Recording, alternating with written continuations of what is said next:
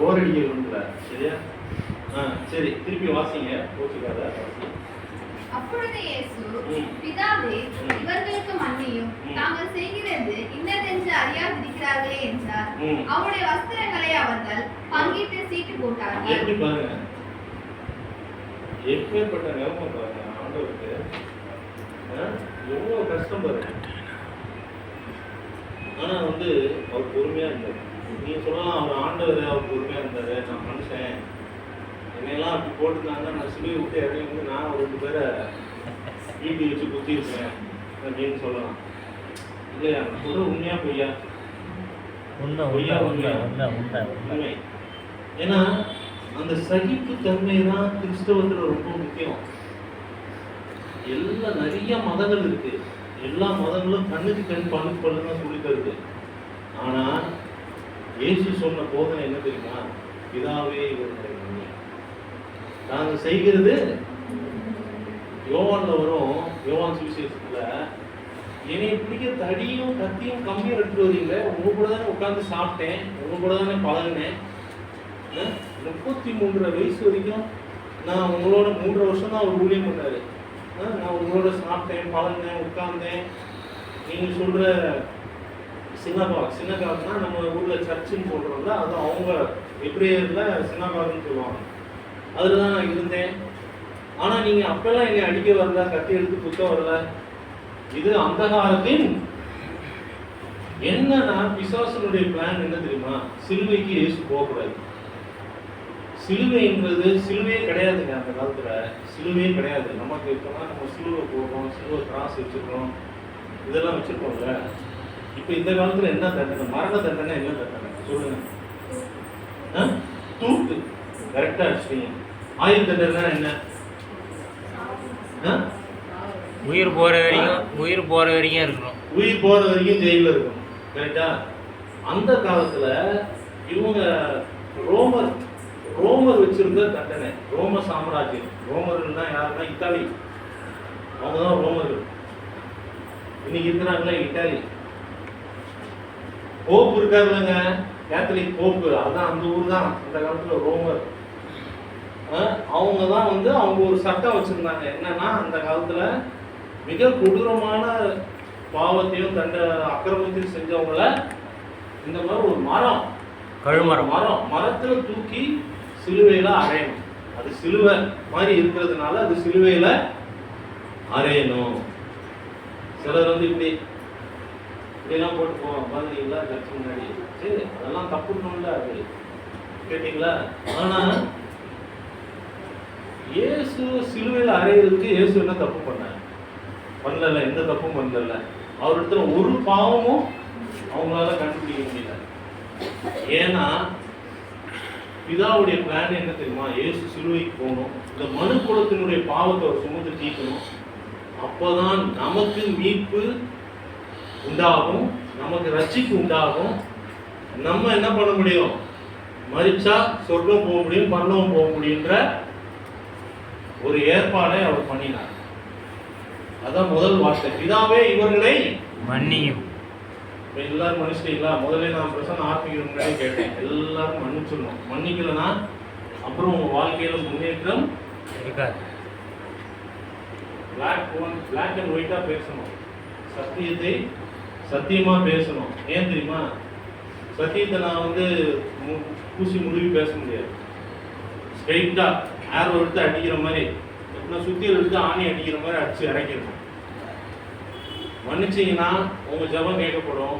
எப்படின்னா ஒரு வார்த்தை இருக்கு பைபிள்ல, உங்க பாவங்களை அவர் மன்னித்தது போல நீங்க மற்றவங்களுடைய பாவங்களை மன்னி. சோ அவர் என்ன சொன்னார்? பிதாவே இவர்களை மன்னி. நாங்க செய்கிறது இன்னதுக்கு தெரியாமல் செய்கிறாருன்னா அந்த நேரத்துல அவங்களுடைய கண்ணு கட்டப்பட்டிருக்கும். ஏன்னா பிசாசு அவங்க கண்களை கட்டிடுவான். அவரை இயேசுவா பார்க்க மாட்டாங்க, ஏதோ ஒரு துரோகியா, ஒரு குலகாரனா, ஒரு பாவியா பார்த்து அவர் என்ன பண்ணாங்க? சிலுவையில அரைஞ்சாங்க. அவரு அவர் என்ன பண்ணாங்க? அதுக்கடுத்த வசனம் வாசி. அவர் வஸ்திரங்களை பங்கிட்டு சீட்டு போட்டாரு. எவ்வளவு கேவலப்படுத்தாங்க. அது வந்து சங்கீதம் 22:6-7-8 வாசிங்க. சங்கீதம் 22 ரொம்ப நல்லா இருக்கும். அது வந்து சிலுவை ஓகே இதுதான் வாசிங்க. அப்போ தாவீது இயேசு கிறிஸ்து கிட்டத்தட்ட நானோ ஒரு புழு 600 ஆண்டுகளுக்கு முன்னாடியே பிஃபோர் கிரைஸ்ட் தாவீது வந்துட்டாரு. அதுக்கு முன்னாடியே அவர் வெளிப்பாடை பெற்று எழுதி வச்சிருக்காரு. வாசிங்க. நானோ ஒரு புழு, மனுஷன் அல்ல, மனுஷர்களால் நிந்திக்கப்பட்டும் ஜனங்களால் அவமதிக்கப்பட்டும் இருக்கிறேன். என்னை பார்க்கிறவர்கள் எல்லாரும் என்னை பிரயாசம் பண்ணி உதட்டை பிதுக்கி தலையை துலுக்கி கர்த்தர் மேல் நம்பிக்கையா இருந்தேனே, அவன் இவனை விட்டு கட்டட்டும்.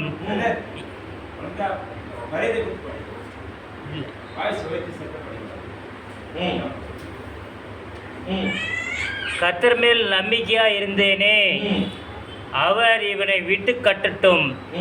இவன் மேல் பிரியமாய் இருக்கிறாரே, இப்பொழுது இவனை மீட்டு விடட்டும் என்கிறார்கள். நீரே என்னை கர்ப்பத்திலிருந்து எடுத்தவர். என் 22:6-8 அது மட்டும் படிங்க. நானோ ஒரு புழு, மனுஷன் அல்ல, மனுஷரால் நிந்திக்கப்பட்டும் ஜனங்களால் அவமதிக்கப்பட்டும் இருக்கிறேன். என்னை பார்க்கிறவர்கள் எல்லாரும் என்னை பிரயாசம் பண்ணி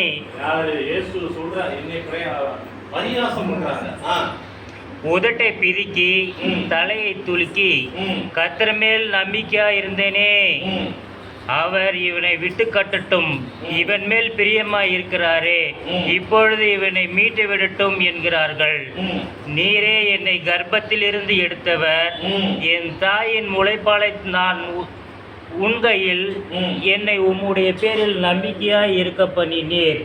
கர்ப்பத்திலிருந்து வெளிப்படுத்த போதே, அதாவது அந்த அளவுக்கு அவர் வந்து வெளிப்பாட வந்து அவர் தாவீது தன்னுடைய கஷ்டத்தையும் சிலுவையில் இயேசு பட போற கஷ்டத்தையும் ரெண்டையும் சேர்த்து வளர்க்கிறார். இதை அப்படிதான் பார்க்கணும். இந்த வசனத்தை அப்படிதான் நீங்க பார்க்கணும். தாவீதுக்கு வந்த கஷ்டம் கொஞ்ச நஞ்ச கஷ்டம் இல்லை. பொறாமையினால சவுல் கொண்டது 1000, தாவீது கொண்டதோ 10000 சொல்லிட்டாங்க. யார் ஆரம்பிச்சுட்டது? தாவீது பொண்ணு ஆரம்பிச்சு விட்டதுனால அன்னையிலேருந்து சவுலுக்கு அவர் மேல ஒரு பொறாமையில மருமகனே போட்டு தரணும்னு பாக்குறாரு.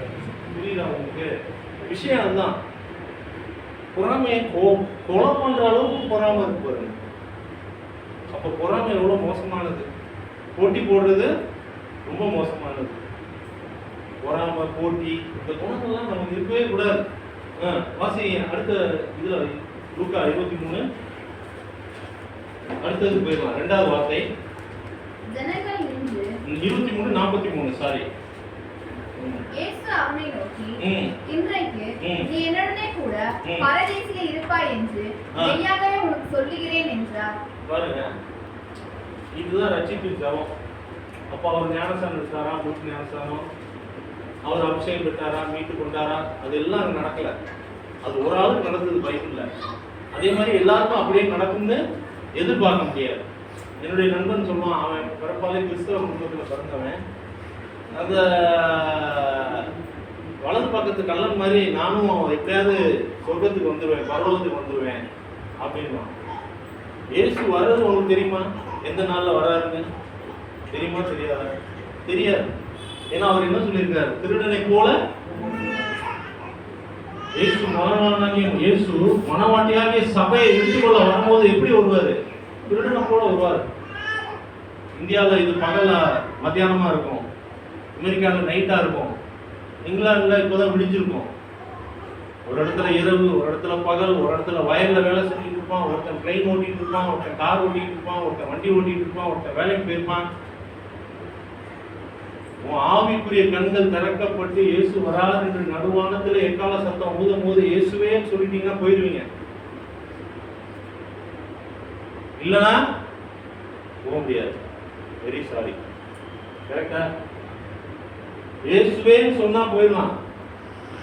அது தெரியலனா, நான் பைபிள் வாசித்தேன், ஜெபம் பண்ணேன், தசமபாகம் கொடுத்தேன், காணிக்கை எடுத்தேன், காணிக்கை கொடுத்தேன், நான் உபவாசம் எடுத்தேன், அது எதுவுமே அங்கே வேலைக்கு ஆகாது. அந்த நேரம் அதுக்கு தான் சொல்றது, நம்ம இந்த மாம்ச கண்கள்ல இயேசுவை பார்க்க முடியாது. உங்களுடைய ஆவிக்குரிய கண்கள் திறந்திருந்தால் இயேசுவை பார்க்க முடியும். அதான் தரிசனம்ன்றாங்க, சொப்பனம்ன்றாங்க. புரியுதுங்களா? அது பவுல் சொல்றாரு, என் உடம்பு கீழே இருந்துச்சு, என் ஆவி மேலே போச்சு, 5ஆம் மானம் வரைக்கும் சொல்றாரு. சரிங்களா? யோவான் வெளிப்படுத்துற யோவான் அப்படிதான் சொல்றாரு, நான் ஆவிக்குள்ள ஆனேன், அப்பொழுது ஒரு சத்தம் என்ன கேட்டது அப்படின்னு சொல்றாரு. வெளிப்படுத்தலாம் ரொம்ப சுவாரஸ்யமா இருக்கும். ஸோ இங்க வந்து ஒரு ரட்சிப்பு நடக்குது. ஒரு மகா கள்ளன், திருடன், அவன் கொலை செய்யப்படணும். அவன் செஞ்ச பாவத்துக்கு அவன் தண்டனை அனுபவிக்கணும். பாவத்தின் சம்பளம். அப்ப நம்ம எல்லாருமே நம்ம இன்னைக்கு மரித்து போயிருக்கோம் நம்ம பாவம் செஞ்சதுக்கு. அனனியா சப்பரியா பொய் சொன்னதுனால மரிச்சு போயிட்டாங்கன்னா, இப்ப பேதுரு முன்னாடி இங்க இருக்கிற ஒரு ஆள் கூட நானும் சேர்ந்து உயிரோடே இருக்கவே முடியாது. புரியுதா? புரியுதா? வாஸ்தவமா நல்லா கவனிக்கிறீங்களா? அனனியா சப்பரியா வந்து பொய் சொன்னாங்கல்ல, இடத்த வித்து வச்சத பொய் சொன்னதுனால மரிச்சிட்டாங்கன்னு நினைக்கிறீங்களா? அப்படின்னா இந்த பூமியே இருக்காது. யாராவது நீங்க இருப்பீங்களா? நான் இருப்பேனா? நீங்களா அப்படியே உண்மையே பேசுறீங்களா? சொல்லுங்க. இல்ல, அதான் ரியாலிட்டி. வேலைக்கு 9 மணிக்கு வாங்கினா நம்ம 9:10 போயிட்டு 9 கையெழுத்து போடுறோம். அதுவே போய் இல்லையா? கரெக்ட் தான். நான் சும்மா ஒரு எக்ஸாம்பிள் சொல்றேன். ஆனா இப்போ அதனால கவர்மெண்ட் என்ன பண்ணிட்டான், கைரேகை வெயிட்டான். இப்போ உள்ள கம்பெனிலாம் என்ன பண்ணிட்டான், கைரேகை வெயி. நீ வேலைக்கு எத்தனை மணிக்கு வந்தேன்னு தெரியறதுக்காகவே கைரேகை வச்சுட்டான். கைரேகை வைக்காத கம்பெனிலாம் நீங்க பொழைச்சிட்டீங்க. என்ன 10 மணிக்கு 10:15 போயிட்டு 10 மணின்னு எழுதிடுறது, கையெழுத்து போட்டு உள்ள போயிட்டு. சரி, இது பொய்யா மெய்யா? பொய். அப்ப நம்ம பொய் செஞ்சா என்ன பண்ணணும்? அனனியா சப்பரா மாதிரி நம்ம சாகணுமா வேண்டாம்? அப்புறம் நம்ம உயிரோட இருக்குமா இல்லையா? நீங்கள் தாங்க சொல்லுங்க சார். இருக்கிறோம். நேரம் ஆகுது சார். நான் அவர் பாவம் முடிச்சு கொடுக்கணும் அவருக்கு. அப்ப பொய்க்காக அவங்க சாகடிக்கப்படல. அவங்களுடைய மாயமான தன்மை, மாயமானதுன்னா என்னன்னா அவங்களோட ஆட்டிடியூடா அந்த அப்போஸ்தலர் பேதுரு பார்த்தாங்க. பொய்னா அதுக்கப்புறம் ஒரு பாட்டு கூட எழுதினாங்க, பொய்யிலே பிறந்து பொய்யிலே, ஒரு சினிமா பாட்டா? ஆமா, அந்த மாதிரி. அப்போ வந்து பொய்க்காக அவங்க சாகல. அவங்க வந்து அவங்களுடைய மனப்பான்மை எப்படி இருக்குன்னு பாருங்க. ஒரு இடத்த வித்துட்டு அதில் கொஞ்சம் எடுத்து ஒதுக்கி வச்சுட்டு ஃபிக்ஸட் டெபாசிட்ல வச்சுட்டு கொஞ்சமா உணர்ந்து பேருக்கும் யோவானுக்கும் கொடுப்போம்னு சொல்லிட்டு வச்சாங்க. ஆவியானவர் உள்ள இருந்து காமிச்சிட்டாரு, நீ உண்மையா பண்ணுறியா பொய்ய, உண்மையா சொல்றியா பொய் சொல்றியா? அப்போ அவங்க பொய் சொன்னாங்க. அவங்களுடைய மாயமான தன்மை, மாயமான குணம், இந்த கன்னிங் நேச்சர், கன்னிங் சரியா சொல்ல தெரியல தமிழ்ல, இந்த கிராஃப்டி நேச்சர். கிராஃப்டினா தமிழ்ல ஒரு வஞ்சகமான இருதயம், ஒரு ஒரு ஒரு கெட்ட சிந்தை எண்ணம் இருதயம். அப்படிப்பட்ட ஒரு இதை வச்சுக்கிட்டு வந்து காணிக்கையை செலுத்தினார். இருதயம் சுத்தமுள்ளவன் தேவனே இயேசுவே பார்க்க முடியுங்க. புரியுதா? புரியலையா? இயேசுவா இன்னைக்கு நைட் போய் இயேசுவை பார்க்கணும்னு ஆரம்பிக்கிறீங்க. இன்னைக்கு வந்து இந்த பிசிக்கல் ஐஸ்ல பார்க்க முடியாது. ஆவிக்குரிய கண்கள் திறக்கப்பட்டு இயேசுவை நான் பார்க்கணும் ஆண்டவரேன்னு பிடிவாந்துட்டீங்க. யாக்கோபு சொன்னார், நீர் என்னை ஆசீர்வதித்தால் உள்ளே. எப்படி ஆசீர்வாதம் வாங்கிட்டார் பாத்தீங்களா? அவரு விட்டார். அவரு தூதன் தான் தெரியும். அவர் காலையில் விடிச்சு போகணும் உடுப்பா அப்படின்னா உடல அவரை. அதனால இன்னி வரைக்கும் அவர் தொடைய பிடிச்சிட்டாரு. பிடிச்ச உடனே அந்த தூதன் வந்து இவன் தொடைய பிடிச்சிட்டாரு. உடுப்பாடு தள்ளி விட்டு போறாரு. இன்ன வரைக்கும் தொடக்கறி சாட மாட்டாங்க இஸ்ரவேலுக்கு. இன்ன வரைக்கும் தொடக்கறி சாட மாட்டாங்க. அவங்க ரொம்ப அந்த பாரம்பரியத்துல, நம்மலாம் உண்மை கிடையாது பாரம்பரியம். அவங்க பயங்கர பாரம்பரியம். கையை 10 ரூபா கழுவுவாங்க, காலை 10 ரூபா கழுவுவாங்க. ஸோ ரட்சிப்பு அந்த திருடனுக்கு வந்தது. நமக்கு அந்த மாதிரி சொல்லுவாங்க நல்ல பேர், நிறைய பேர் வாலிபர்கள் வயதானவர்கள்லாம் சொல்லுவாங்க, வலது பக்கத்துக்கு நல்ல மாதிரி நான் வருவேன், கடைசி நேரத்தில் வருவேன் அப்படின்னா சொல்லுங்க, இனி காலம் செல்லாது, இன்னைக்கே ரட்சணி, நான் இன்னைக்கே வந்துருக்கேன் ஆண்டவருக்குள்ள அப்படின்னு சொல்லி நீங்க அட்வைஸ் பண்ணி அவங்களுக்கு இவாஞ்சலைஸ் பண்ணுங்க, சுவிசேஷத்தை சொல்லுங்க. 3வது வசனம் யோவான் 19:26-27. உறவுகளை எப்படி அவர் கரெக்டா மெயின்டைன் பண்றாரு பாருங்க. உறவுகள் அவங்க தாய் வயிற்றுல பிறக்குது, 30 வயசு வரைக்கும் அவங்க கீழ்ப்படிஞ்சு நடந்தாரு. ஆனா இந்த ஊழியத்துக்கு வந்ததுக்கு அப்புறம் கடைசி நேரத்துல சிலுவையில திரியேன்ட்ட. இதை நிறைய பேர் படிக்கிறதே இல்லை. இன்னும் அவங்க வேற மாதிரி தான் பாக்குறாங்க. சிறியேன்னு சொல்லிட்டாருங்க. வேற எதுவும் சொன்னாரா இயேசு? சொல்லுங்க. வாசிங்க, பாப்பா வாசி. அப்பொழுது இயேசு தம்முடைய தாயையும் அருகே நின்ற தமக்கு அன்பாய் இருந்த சீஷனையும் கண்டு தம்முடைய தாயை நோக்கி, ஸ்திரீயே, அதோ உன் மகன் என்றார். எப்படி ஒப்படைக்கிறார் பாருங்க. அந்த உறவை கூட அவர் கரெக்டா ஒப்படைக்கிறார். நீங்க நிறைய ஓல்டேஜ் முதியோர் இல்லம் இருக்கு. எதுக்கு இருக்கு முதியோர் இல்லம்? சொல்லுங்க. முதியோர் ஆனா நீங்களா சொல்லுங்க. வயசானவங்க தூங்குறாங்க பாத்தீங்கன்னா எனக்கு முதியோர் இல்லம் எதுக்கு இருக்கு? தெரியாது. முதியோர் இல்லம் எதுக்கு இருக்கு? வந்துருச்சு தாயில. அதே ஆன்சர் தான். எதுக்கு முதியோர் இல்லம் இன்னைக்கு சுற்றி? முதியோர் இல்லம் மட்டும் இல்லைங்க. நானும் போய் என் பிறந்தநாள் முதியோர் இல்லத்துலாம் போய் சாப்பாடு கொடுத்துட்டு வருவேன். எனக்கு ரொம்ப ஆசை.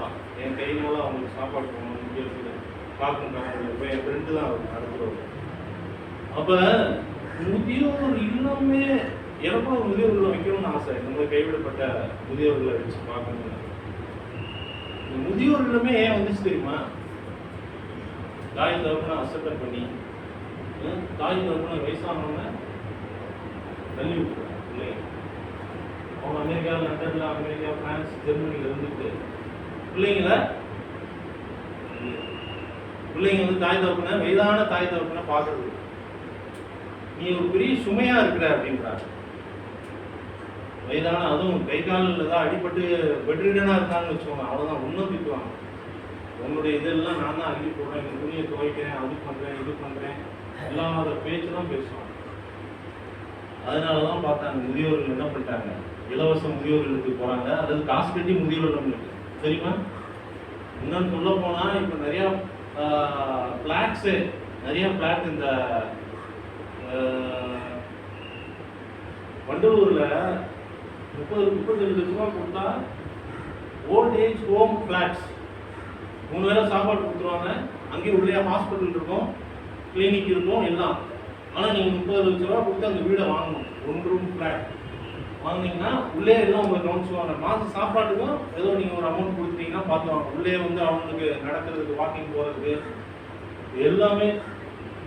ஒரு அம்மா ஃபோன் அடிச்சு, என் ஒய்ஃபோட டீச்சர், அவங்க சொல்கிறாங்க, அவங்க பேர் மீனாட்சி, அவங்க ஆண்டவரா இயேசு அறியாதவங்க. நான் முதியோர் ஃப்ளாட்லேருந்து பேசுகிறேன், ஓல்ட் ஏஜ் ஹோம் ஃப்ளாட் அதிலிருந்து பேசுகிறேன். 45 லட்ச ரூபா போட்டு நான் வாங்கினேன். பிள்ளைங்களாம் யூஎஸ்ல இருக்கு, என்னை யாரும் கவனிச்சுக்கல. வசந்தி, நான் இங்கே தான் இருக்கேன். எப்படி இருக்குது கேட்குறதுக்கே நமக்கு இருதயம் உடையுது. அப்போ அந்த தாய் அந்த பிள்ளைங்களை எவ்வளோ கஷ்டப்பட்டு இன்ஜினியரிங் படிக்க வச்சு, எவ்வளோ கஷ்டப்பட்டு படிக்க வச்சுருப்பாங்க. ஆனால் இந்த பசங்க அவங்க வயசாகும் போது நினைக்கணும், அவங்க பிள்ளைங்களை அவங்க பார்ப்பாங்களா? நீ எதை விதைக்கிறாயோ அதே சும்மா இல்லை லைஃபு. நம்ம ஒரு நல்லது செஞ்சோம்னா நல்லது நமக்கு வரும். நம்ம நல்லது செய்யணும்னா நல்லது வருமா? அப்போ மட்டும் நல்லது வரலன்னு எதிர்பார்த்துட்டு இருக்கிறது. அவங்க பாருங்க, தாயை கூட அவர் என்ன சொல்றார், ஸ்திரியே அப்படின்னு சொல்லி யோவான் சீசன் கிட்ட ஒப்படைக்கிறார். எவ்வளோ ஒரு அருமையான ஆண்டவர் நம்ம ஆண்டவர். அதுக்கு மேலே அவங்களுக்கு பெரிய முக்கியத்துவம் கொடுக்கல. அதுக்கப்புறம் அவங்க உயிரோடு இருந்து அவங்க திருமணம் ஆகி குழந்தையெல்லாம் பெற்றுருக்காங்க. சரிங்களா? 4வது வார்த்தை மத்தேயு 27:45-46, மார்க் 15:34. 27 45 46 வாசிங்க. 6 மணி நேரம் முதல் 6 மணி நேரம் பாஸ்ட் சொல்லிட்டு இருந்தார். நான் வெளியே இந்த கேஸ் இருந்தாரு. அவர் வந்து இந்த மாதிரி மத்தியானம் வெயில் நேரத்துல இருந்து தொங்குறார் சிலுவையில். சும்மா அனுபவம் இல்லை, 9 மணி நேரம் தொங்கி இருக்கிறாருன்னு சொல்றாங்க. சிலுவையில் தொங்குறதுன்னா அவ்வளோ பெரிய அவமானம் அந்த காலத்தில். அதான் இப்போ ஒரு மரண தண்டனைக்கு ஈக்குவல். இப்போ வந்து ஈஸியாக மரண தண்டனைன்னு கொடுத்தலாம், தூக்கு போட்டு முடிஞ்சு உயிர் போயிடுது. இப்போ அமெரிக்காவில் இதோட லேட்டஸ்ட் அவனை படுக்க வச்சு ஒரு இன்ஜெக்ஷன் கொடுக்குறான். கொஞ்சமாக குத்துறவனே என்ன பண்ணுது, உயிர் போயிடுது. புரியுதா? இந்த தூக்கு தண்டனையே ரொம்ப பெரிய இதாக இருக்குது, பெயின்ஃபுல்லாக இருக்குது, பார்க்குறதுக்கு ரொம்ப கஷ்டமாக இருக்குது. அதனால் ஒரு டாக்டரை கூப்பிட்றான், இங்கே ஒரு இது மாதிரி கட்டுறான், இங்கே ஒரு ஊசியை கொடுக்குறான், அவன் அப்படியே படுத்துதான் இருக்கான், அப்படியே உயிர் போகுது. அமெரிக்காவில் இந்த சிஸ்டம். இப்போ அதிகபட்ச தண்டனை மரண தண்டனை. அந்த காலத்தில் ஒரு மரத்தில் ஏற்றி அதை வந்து ஆணி வச்சு அடித்து ரொம்ப சித்திரவதை பண்ணி தான் உயிர் போகும். அந்த தண்டனையை தான் இயேசு அனுபவிக்கிறார். அப்போதான் அவர் சொல்கிறாரு, என் தேவனே ஏன் என்னை கைவிட்டீங்கன்னா, அதுக்கு நக்கல், கிண்டல், பரியாசம், கேலி எல்லாம் பண்ணுறாங்க. அங்கே உள்ள அந்த யார் பண்ணுறா, அங்குள்ள சிப்பாய்கள், ரோம சிப்பாய்கள் எல்லாரும் கூட இருக்கவங்க எல்லாருமே, அங்கே இருக்கவங்க எல்லாரும் அவரை பார்த்து பரியாசம் பண்ணுறாங்க. எப்படி இருந்துன்னு யோசிச்சு பாருங்க. நம்ம பைக்கில் கீழே விழுந்தாலே நம்மளை பார்த்து சிரிச்சா நமக்கு எவ்வளோ கோவம் வருது. கோவம் தான் வருது இல்லையா? வரும், கரெக்டு. அது இயற்கை. நான் வந்து அப்படியே பரிசுத்தவான், அப்படியே கோவப்படாமல் அப்படியே போகணுன்னா, அப்போ நீங்கள் ஆண்டவருக்குள்ள இருந்தால் அந்த கோவம் வராது. ஆண்டவருக்குள்ள இருந்தா கோவம் வராது. பைக்கில் விழுந்தாலும் சரி, நம்மளை சும்மா ஒருத்தன் திட்டினாலும் சரி. இப்போதான் ஊருக்கு போயிட்டு வரும்போது ஒரு தடவை போயிட்டு நான் திருநெல்வேலிக்கு வரேன். வண்டி ஓட்டிட்டு வந்துருக்கேன். எங்கள் அம்மா இருக்காங்க, எங்கள் அக்கா இருக்காங்க. ஒரு பசங்க ஹைவேல, நான் வந்து இந்த சப் ரோடு இருக்குல்ல, அது என்ன சொல்றது, சர்வீஸ் ரோடு சர்வீஸ் ரோட்லேருந்து வந்து ஹைவே ரோட்டில் ஏறுறேன். அப்போ அவன் கொஞ்சம் தள்ளி வந்துட்டு இருந்தானேன்னு ஏறிட்டேன். அவன் பின்னாடி வந்து கெட்ட வார்த்தை போட்டு திட்டி, உன்னை அடிச்சிடுவேன், வெட்டிடுவேன், குத்திடுவேன். ஊர் செய்யணும்னா எதுக்குத்தானே இதான் பேசுவாங்க. நாங்களாம் அந்த மாதிரி ஊர்லேருந்து வந்தவங்க. வெட்டிடுவேன், குத்திடுவேன், அடிச்சிடுவேன்னு சொல்லிட்டு கட்டினா பண்ணா திட்டான். இந்த காலத்தில் வந்து இந்த காலம் கேட்டப்பா எங்கள் அம்மாவோட கேட்குறேன், உனக்கு கோவமே வரல. அப்போ எவ்வளோ தூரம் நீ ஆண்டவருக்குள்ள வந்திருக்க வேறு அப்படின்றாங்க. தாய்க்கு தெரியுது. இதே பழைய ஆனந்தா இருந்தா, ஒரு 25 வயசுக்குள்ள ஆனந்தா இருந்தா வேற மாதிரி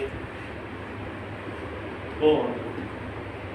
நம்மளும் என்ன பண்ணிருப்போம், நம்ம பைக்கு, நம்ம காரு வச்சு ஒரு ஏற்றி விட்டு போயிருப்போம். புரிஞ்சா?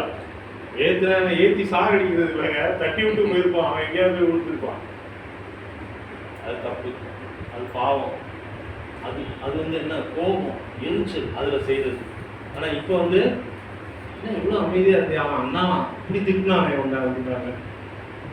திட்டிட்டு போகிறான். நம்ம காலை வாங்கி காலை விட்டுருவான். அவன்கிட்ட போய் பேசின நேரம் அவன் இல்லாததான் சொல்லுவான், நீ இப்படி வந்தாருமா, அப்படிமா இப்படிமா.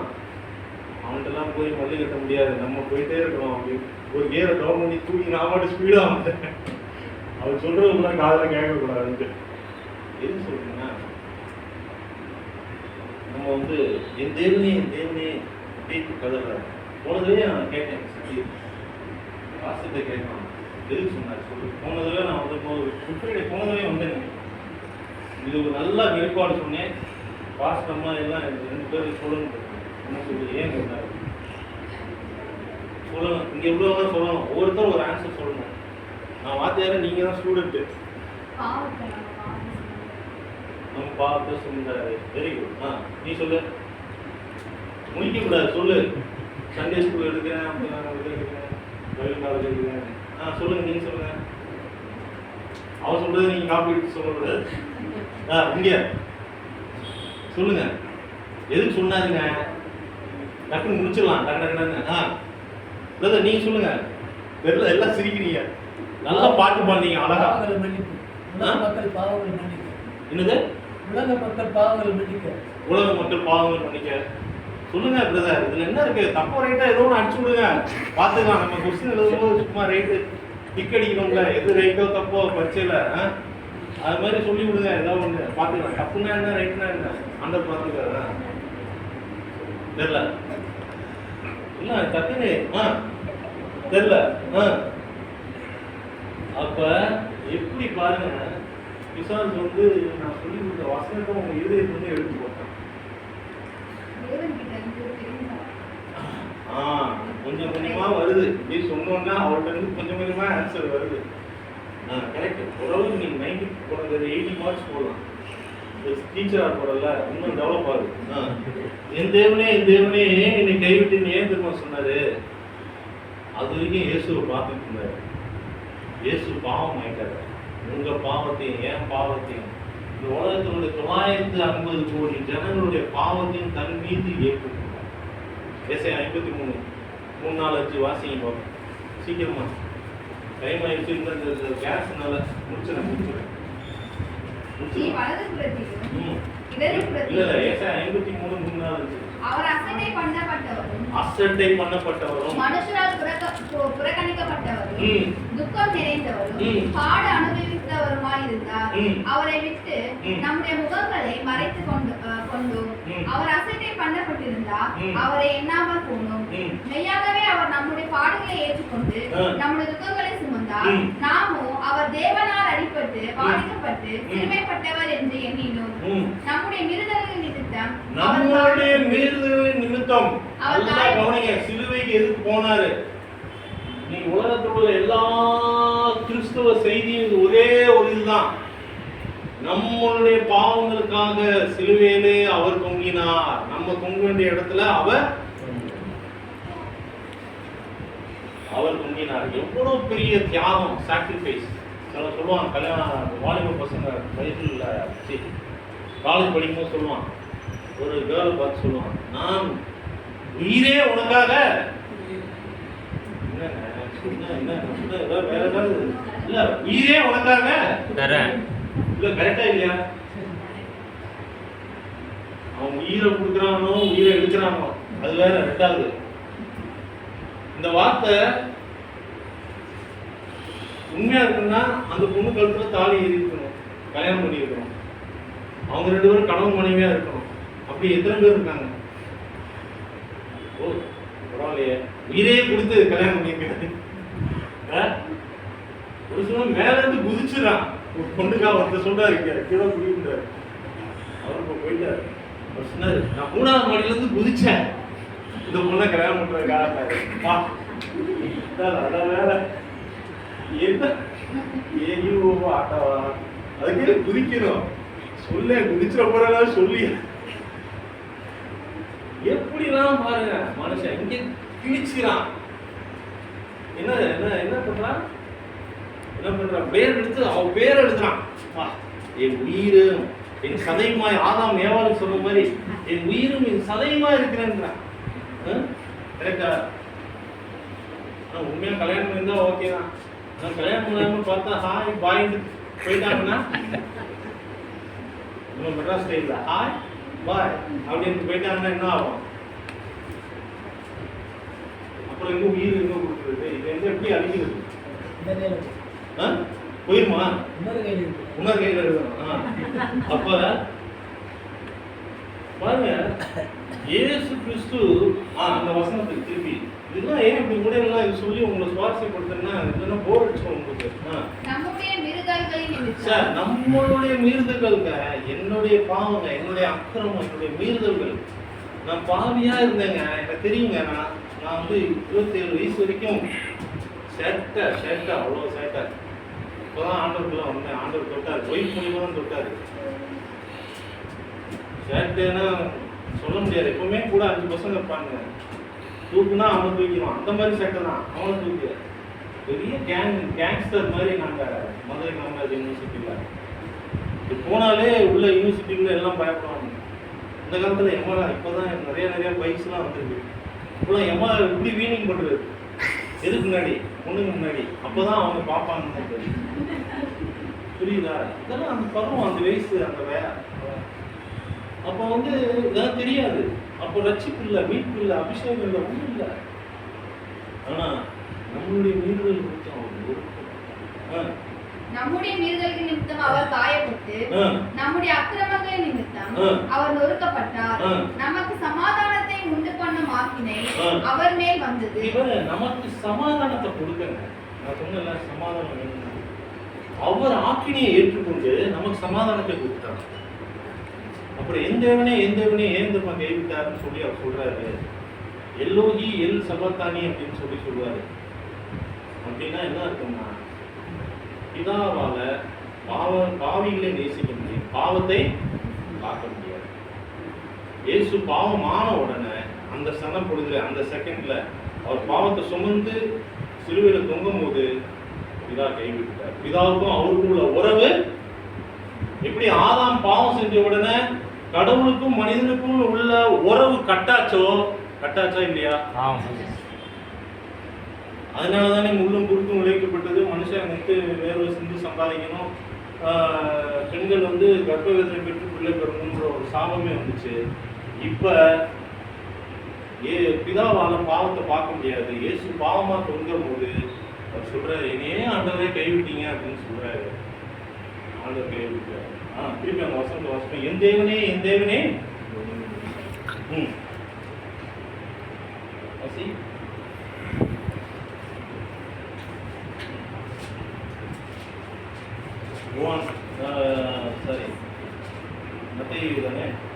ஒன்பதாம் மணி நேரத்தில் இயேசு ஏலி ஏலி லாமா சபக்தானி என்று மிகுந்த சத்தமிட்டு கூப்பிட்டார்.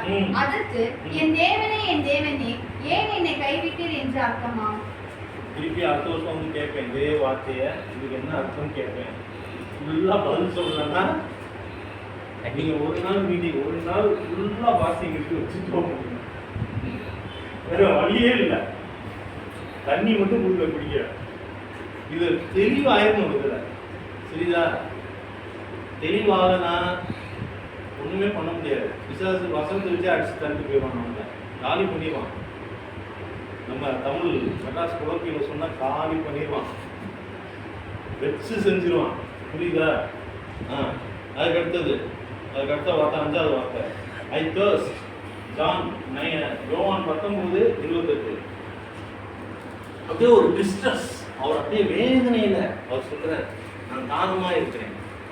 நம்ம வாழ்க்கையில நம்ம இழந்து, நம்ம செல்வத்தை இழந்திருக்கலாம், அல்லது நிம்மதி இழந்திருக்கலாம், நமக்கு வியாதி வந்திருக்கலாம், நம்ம கஷ்டம் வந்திருக்கலாம், நம்ம ஏமாற்றப்பட்டிருக்கலாம்.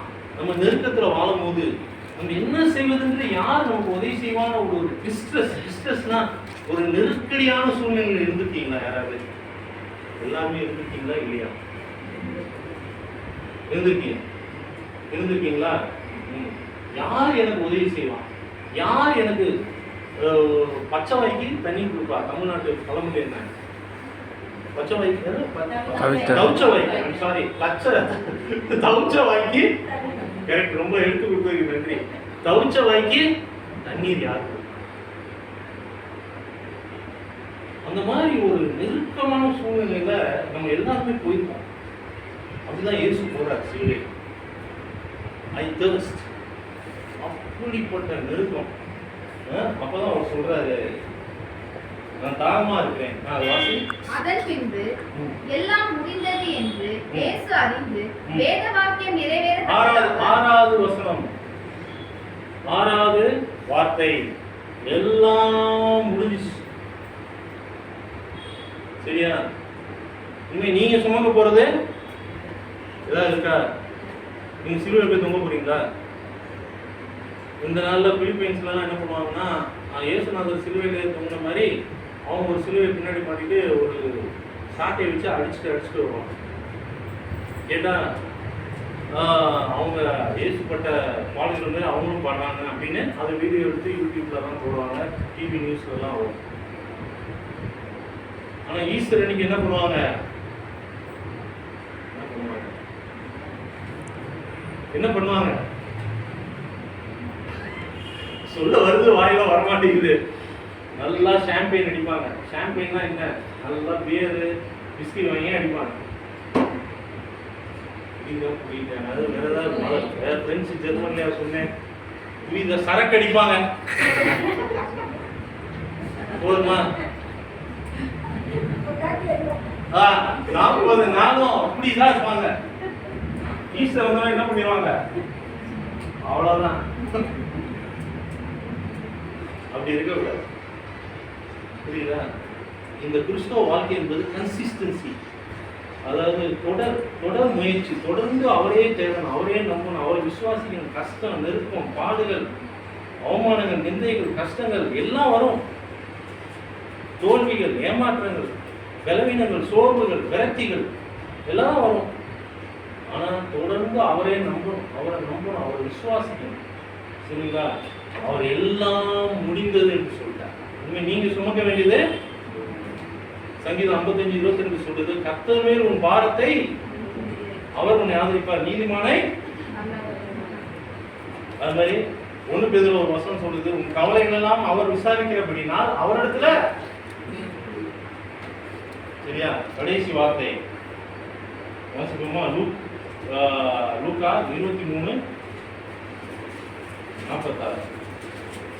பாருங்க என் தேவனே ஏன் என்னை கைவிட்டீங்கல்ல அப்ப தேவனுக்கும் இயேசுவுக்கும் கைவிட்டுட்டார்ல புரியுதாங்க புரியுதா தேவன் யாரு இயேசு யாரு பரிசுத்தார் புரியுதா யாரு புரியுதா சொல்லி பார்ப்போம் தேவன் யாரு இயேசு யாரு பரிசுத்தார் யாரு சொல்லு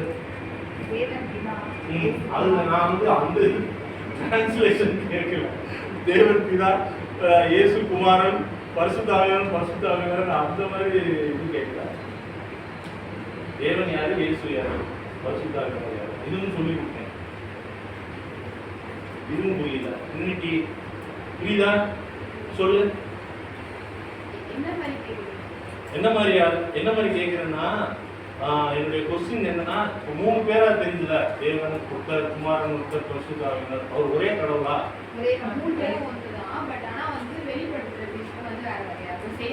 வெரி குட் சூப்பர் நல்லா கரங்களை தட்டுவோம் அவர் தேவனாய் இருந்தார் குமாரனாய் வந்தார் இப்ப பரிசுத்தாவியானவர் உள்ளேயே இருக்கிறார் வாசம் பண்ணுகிறார் புரியுதா இப்ப திருப்பி அவர் சொல்றாரு 7வது வார்த்தை லூக்கா 23:46 இயேசு பிதாவே உம்முடைய கைகளில் என் ஆவியை ஒப்புவிக்கிறேன் என்று பலபடி ஜாயின் பண்ணிட்டார் ரீயூனியன் வித் காட் அந்த உறவு கட்டாச்சு என் தேவனே ஏன் என்னை கைவிட்டீர்னா அவர் பாவத்தை சுமந்துட்டார் அக்கிரமத்தை சுமந்துட்டார் வியாபத்தை வேதனையை சாபத்தை உங்களுடைய எல்லா கஷ்டம் எல்லாத்தையும் தோல்வி எல்லாத்தையும் சுமந்துட்டாருங்க சுமந்துட்டு எல்லாம் முடிந்ததுன்னு சொல்லிட்டு கடைசியா சொல்லிட்டாரு என் ஆவியை உங்களிடத்துல ஒப்பு கொடுக்குறேன்னு சொல்லிட்டு பலபடி சேர்ந்துட்டார்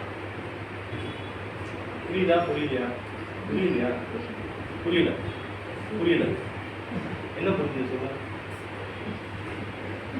சொல்லுங்க என்ன புரிஞ்சு சொல்லுங்க எனக்காக சொல்லக்கூடாது அதான் அவர்கிட்ட வந்து இந்த என்னுடைய உயிரை வந்து விட்டுறேன் அப்படின்னு சொல்றாரு உயிர் ஆல்ரெடி உயிர் வந்து ஒரு மனுஷனுக்காக சிந்திக்க கொடுக்க போறாரு ஆவி மனுஷன் ஆவி ஆத்மா சரீரமா இருக்கலாம் அதனால என் ஆவியை மறுபடியும் ஆண்டவர்கிட்ட இதாகிட்ட ஒப்பு கொடுக்குறேன்றது உங்களுக்கு என்ன புரிஞ்சு சொல்லுங்க நல்லா பாட்டு பண்ணீங்க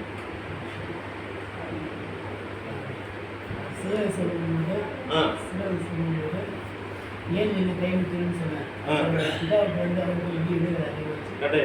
அடுத்த இதே கேள்வி கேட்பேன் வந்து அடுத்த குப்பையிலேருந்து கூப்பிடுங்க இதே கேள்வி விடக்கூடாது அவங்களுக்கு தெளிவாக வரைக்கும்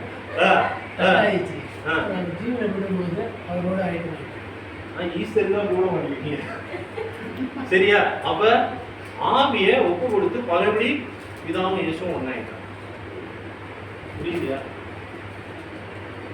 என்னை காண்கிறவன் பிதாவை காண்கிறான்னு சொல்றாரா இல்லையா அப்படின்னா என்ன அர்த்தம் நீங்க நிறைய பேருக்கு அதுல ஒரு கன்ஃபியூஷன் இருக்கு அப்ப உடனே கல்லறிச்சு அடிக்க வராங்க அவர் நீங்க எப்படி பிதா நீங்க வந்து தச்சனுடைய மகனாச்சே சரி நான் தான் சொல்றேன் இந்த மாம்ச கண்கள் 5 புலன்கள் கண்ணு மூக்கு வாய் நாக்கு இந்த காதை வச்சு நம்ம இயேசு அறிஞ்சிக்க முடியாது நமக்கு ஆவிக்குரிய கண்கள் திறக்க இதுக்கு மேல ஒரு கண் இருக்கு அந்த கண் திறந்தாதான் பைபிள் புரியும் வெளிப்பாடு வரும் தீர்க்க தரிசனம் எல்லாமே புரியும் பைபிளை படிச்சா புரியும் இல்லைன்னா வெறும் எழுத்துக்களாகவே இருக்கும், புரியாது. நம்ம வாழ்க்கையில பெரிய முன்னேற்றம் இருக்காது. எழுத்துக்களாகவே இருக்கும், பைபிள் எழுத்துக்கள் அது மாறாது. ஆனா அது அப்படியேதான் இருக்கும். ஆனா உங்களுக்கு ஆவிக்குரிய கண்கள் திறக்கப்படணும். பிரகாசமான மனக்கண்களை திறக்க வேண்டும் என்று அப்போஸ்தலனாகிய பவுல் ஒரு இடத்துல ஜெபம் பண்ணுவார். அப்ப அத மாதிரி ஆவியை அவர்கிட்ட ஒப்பு கொடுத்தார். புரியுதா? நம்ம எல்லாரும் எழுந்திருப்போம்.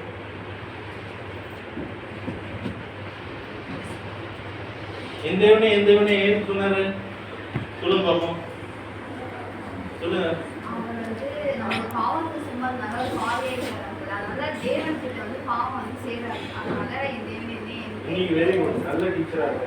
அடுத்த வருஷம் வந்து இதே கேள்வி கேட்கணும் தெரியலனா நீங்க வீட்டுல தனியா போங்க. நல்ல கிராஸ்பிங், நல்லா புரிச்சுட்ட. அதனால மறக்கும், நம்மளை விட்டு அது மறந்துடும். அதுதான் எழுதி இருக்கணும்ன்ற. எப்பவுமே ஆண்டவர் பேசினா எழுதி வைங்க, தைரியம். இதுதான் நிறைய ஆண்டவர் பேசுனதை எழுதி வச்சுக்கோங்க நோட்டு போட்டு. இந்த பழக்கம் முதல்ல எனக்கு தெரியாது. நிறைய பாஸ்டர்ஸ் எனக்கு சொல்லி கொடுத்தாங்க, அவங்ககிட்ட கற்றுக்கிட்டேன். உன் தரிசனம் என்னமோ எழுதி வைங்க, அவர் கொடுக்குற தரிசனம், அவர் பேசுறதை எழுதி வைங்க. ஏன்னா அவர் எந்த நேரத்தில் பேசுறாரு, எந்த வருஷம், எந்த டைம் ஒன்று போட்டு எழுதி வைங்க. எழுதுகிற பழக்கம் இல்லைனாலும் செல்லியா ரெக்கார்ட் பண்ணும். சரியா? மறக்கும், மறதி மறக்கணும், மறக்காத. சரி, சோமலாமா?